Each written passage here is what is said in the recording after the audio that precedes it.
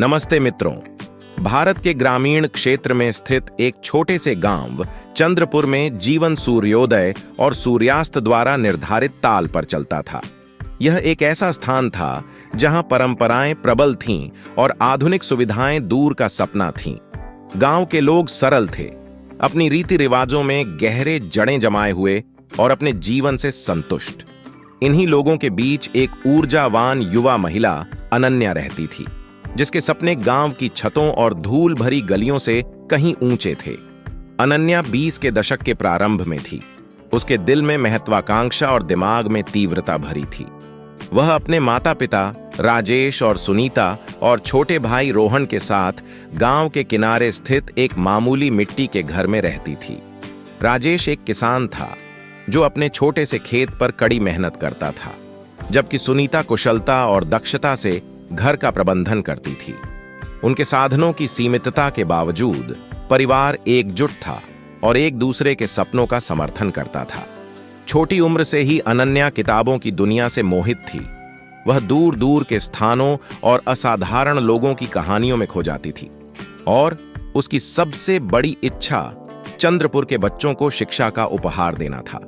उसका सपना एक शिक्षक बनने का था, ज्ञान और उम्मीद की रोशनी में गांव के लोगों को जगाने का। अनन्या की शिक्षा के प्रति जुनून उसके अपने अनुभवों से प्रेरित था। वह भाग्यशाली थी कि उसने गांव के स्कूल में पढ़ाई की, जहां उसने तमाम चुनौतियों के बावजूद अपनी पढ़ाई में उत्कृष्टता प्राप्त की। स्कूल एक छोटा जर्जर इमारत था जिसमें बमुश्किल ही संसाधन थे, लेकिन अनन्या का ज्ञान के प्रति प्यास असीमित थी। वह अक्सर रात में देर तक तेल के दीपक की मंद रोशनी में पढ़ाई करती थी, इस दृढ़ संकल्प के साथ कि वह कुछ बड़ा हासिल करेगी। उसके माता पिता उसकी महत्वाकांक्षाओं को जितना हो सके उतना समर्थन करते थे, लेकिन वे लगातार वित्तीय संघर्षों का सामना कर रहे थे। उनके छोटे से खेत की आय उनके बुनियादी जरूरतों को पूरा करने के लिए ही पर्याप्त थी और अनन्या के उच्च शिक्षा के खर्च की कल्पना करना भी असंभव था। फिर भी राजेश और सुनीता ने कभी उसे हतोत्साहित नहीं किया। वे जानते थे कि शिक्षा ही बेहतर भविष्य की कुंजी है, न केवल अनन्या के लिए बल्कि उनके पूरे गांव के लिए। चंद्रपुर भारत के कई ग्रामीण गांवों की तरह लड़कियों की शिक्षा के मामले में रूढ़िवादी मानसिकता रखता था। कई लोग मानते थे कि महिला का स्थान घर में होता है, घरेलू कार्यों में और बच्चों की परवरिश में। अनन्या अक्सर ग्रामीणों के प्रतिरोध का सामना करती थी, जो उसकी महत्वाकांक्षाओं को अवास्तविक और यहां तक कि विद्रोही मानते थे। लेकिन वह इन सामाजिक बाधाओं से मुक्त होकर साबित करना चाहती थी कि चंद्रपुर की एक लड़की भी महान उपलब्धियां हासिल कर सकती है। अपने सपनों को पूरा करने का रास्ता बाधाओं से भरा हुआ था। वित्तीय बाधाएं एक निरंतर चिंता का विषय थीं। उच्च शिक्षा का खर्च उसके परिवार की पहुंच से बहुत दूर था। अनन्या ने विभिन्न अजीबोगरीब काम किए, जैसे छोटे बच्चों को ट्यूशन देना और फसल कटाई में मदद करना, अपने कॉलेज की फीस के लिए बचत करने के लिए। उसकी कमाई का हर रुपया उसे अपने लक्ष्य के करीब ले जाता था, लेकिन रास्ता अंतहीन लगता था। सामाजिक दबाव एक और बड़ी बाधा थी। गांव में कई लोग उसके पीछे बातें करते, उसकी महत्वाकांक्षाओं पर सवाल उठाते और उसके प्रयासों का मजाक उड़ाते। कुछ ने तो उसके माता पिता को भी समझाने की कोशिश की, सुझाव दिया कि वे अनन्या की शिक्षा पर संसाधन बर्बाद करने के बजाय उसके लिए एक उपयुक्त दूल्हा ढूंढें। लेकिन राजेश और सुनीता अपनी बेटी के साथ खड़े रहे, उसे कठिनाइयों के बावजूद अपने सपनों का पीछा करने के लिए प्रोत्साहित करते रहे। अनन्या का संकल्प अडिग था। वह जानती थी कि शिक्षा ही एकमात्र तरीका है जिससे उसके गांव में वास्तविक बदलाव आ सकता है। उसने एक ऐसे भविष्य का सपना देखा जहां चंद्रपुर का हर बच्चा, चाहे वह लड़का हो या लड़की, गुणवत्तापूर्ण शिक्षा प्राप्त कर सके। उसका सपना केवल व्यक्तिगत सफलता के बारे में नहीं था, यह उसके पूरे समुदाय को अज्ञानता और गरीबी से बाहर निकालने के बारे में था। एक दिन जब अनन्या अपनी मां के साथ घर के कामों में मदद कर रही थी, उसने एक खबर सुनी जिसने उसकी आशा को पुनर्जीवित कर दिया। गांव के मुखिया ने घोषणा की कि एक प्रसिद्ध एनजीओ शिक्षा की ज्योति उन लड़कियों को छात्रवृत्ति दे रहा है जो शिक्षक बनने की इच्छा रखती हैं। छात्रवृत्ति में ट्यूशन फीस, किताबें और यहां तक कि एक मासिक वजीफा भी शामिल था। यह एक ऐसा अवसर था जो अनन्या की जिंदगी बदल सकता था।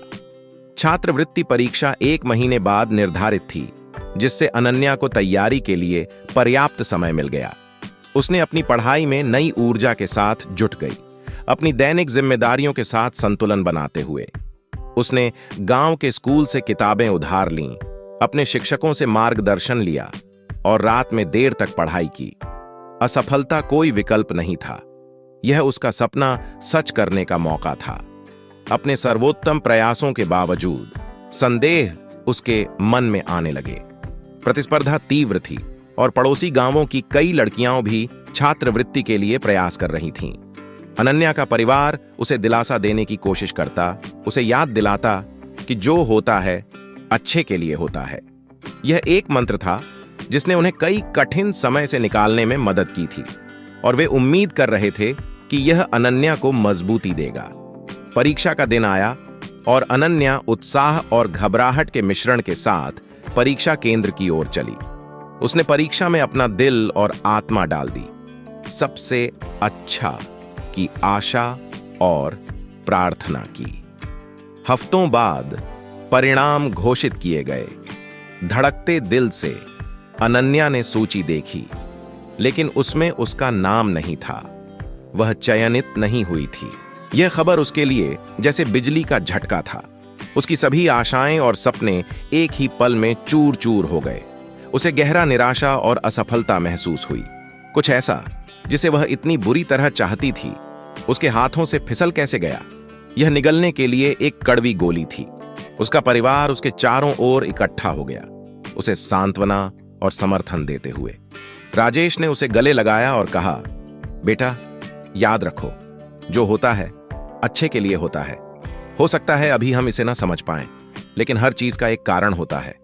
सुनीता ने भी यही बातें दोहराई, उसे उनके कठिन समय को याद दिलाया जब वे मजबूती से उभरे थे। लेकिन उनके शब्द, हालांकि दयालु थे, उसके दिल के दर्द को कम नहीं कर सके। जैसे ही अनन्या अपनी उम्मीद खोने लगी थी, एक अप्रत्याशित अवसर ने खुद को प्रस्तुत किया। एक स्थानीय एनजीओ प्रथम शिक्षा अपने दल में शामिल होने और ग्रामीण शिक्षा पहलुओं पर काम करने के लिए जुनूनी व्यक्तियों की तलाश कर रहा था। उन्होंने अनन्या की समर्पण के बारे में सुना था और उसे साक्षात्कार के लिए आमंत्रित किया। पहले अनन्या अनिच्छुक थी। उसने औपचारिक शिक्षा के माध्यम से शिक्षक बनने का सपना देखा था और यह नौकरी उसके सपने से एक अलग दिशा की तरह लग रही थी। लेकिन उसके परिवार ने उसे मौका देने के लिए प्रोत्साहित किया। उन्होंने उसे याद दिलाया कि अवसर अक्सर अप्रत्याशित रूपों में आते हैं और यह कुछ महान का प्रारंभ हो सकता है। अनन्या ने विश्वास की एक छलांग लेने का फैसला किया और नौकरी स्वीकार कर ली। उसकी भूमिका में दूर दराज के गांवों में बच्चों को पढ़ाना, जागरूकता कार्यक्रम आयोजित करना और शैक्षिक सामग्री विकसित करने में मदद करना शामिल था। यह वह रास्ता नहीं था जिसे उसने सोचा था, लेकिन यह उसे वह करने का मौका देता था जो उसे पसंद था, पढ़ाना और प्रेरित करना। जैसे जैसे अनन्या अपने नए काम में डूबी, उसने अपने भीतर एक नई दिशा की खोज की। काम चुनौतीपूर्ण था, अक्सर उसे क्षेत्र के सबसे दूरस्थ और वंचित हिस्सों में ले जाता था। उसने रूढ़िवादी परिवारों के प्रतिरोध का सामना किया, संसाधनों की गंभीर कमी का सामना किया और कई तार्किक कठिनाइयों का सामना किया। लेकिन इन सब के बीच उसने अपने छात्रों की आंखों में जिज्ञासा की चमक देखकर असीम संतोष पाया। गांव वाले, जो पहले संदेहास्पद थे, अब उसके काम के सकारात्मक प्रभाव को देख रहे थे। बच्चे, जिन्होंने पहले कभी किताब नहीं थामी थी, अब सीखने के लिए उत्सुक थे। माता पिता ने शिक्षा के महत्व को समझना शुरू कर दिया और अपने बच्चों की स्कूली शिक्षा का समर्थन करने लगे। अनन्या के प्रयास धीरे धीरे लेकिन निश्चित रूप से समुदाय की मानसिकता को बदल रहे थे। उसके नवाचारी शिक्षण विधियाओं, जैसे कि जटिल अवधारणाओं को सिखाने के लिए कहानी कहने और स्थानीय लोक कथाओं का उपयोग करना, लोकप्रियता प्राप्त कर रही थीं।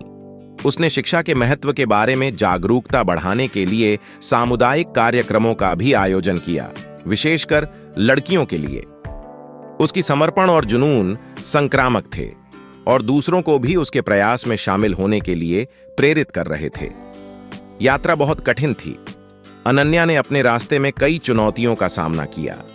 ऐसे दिन भी थे जब उसे लगने लगा कि वह असंभव काम कर रही है, लेकिन उसने दृढ़ता बनाए रखी, शिक्षा की शक्ति में अपने अटूट विश्वास से प्रेरित होकर। सबसे बड़ी चुनौतियों में से एक उसके कार्यक्रमों के लिए संसाधन सुरक्षित करना था।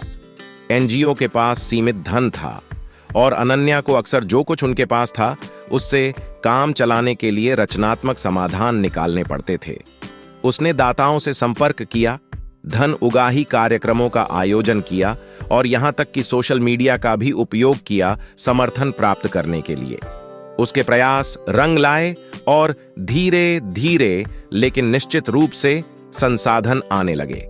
एक और बड़ी बाधा समाज की गहरी जड़ें जमाए हुए मानदंडों को बदलना था, जो लड़कियों को शिक्षा प्राप्त करने से हतोत्साहित करते थे। अनन्या ने माता पिता से बात करने, उनकी चिंताओं को दूर करने और अपनी बेटियों की शिक्षा के दीर्घकालिक लाभों के बारे में समझाने में अनगिनत घंटे बिताए। उसकी निरंतरता रंग लाई और धीरे धीरे अधिक से अधिक लड़कियां स्कूल जाने लगीं। अनन्या का कठिन परिश्रम अनदेखा नहीं रहा। उसके नवाचारी दृष्टिकोण और टायरलेस प्रयासों को बड़े पैमाने पर पहचान मिलनी शुरू हो गई। स्थानीय मीडिया ने उसकी कहानी को कवर किया और जल्द ही उसे विभिन्न शैक्षिक मंचों और सम्मेलनों में बोलने के लिए आमंत्रित किया गया। उसे ग्रामीण शिक्षा में योगदान के लिए कई पुरस्कार मिले और उसका काम कई लोगों के लिए प्रेरणा बन गया। सबसे महत्वपूर्ण मान्यता के क्षणों में से एक वह था जब उसी छात्रवृत्ति कार्यक्रम ने, जिसे उसने कभी हासिल करने की इच्छा रखी थी, उसे नई आवेदिकाओं को प्रेरित करने के लिए अतिथि वक्ता के रूप में आमंत्रित किया।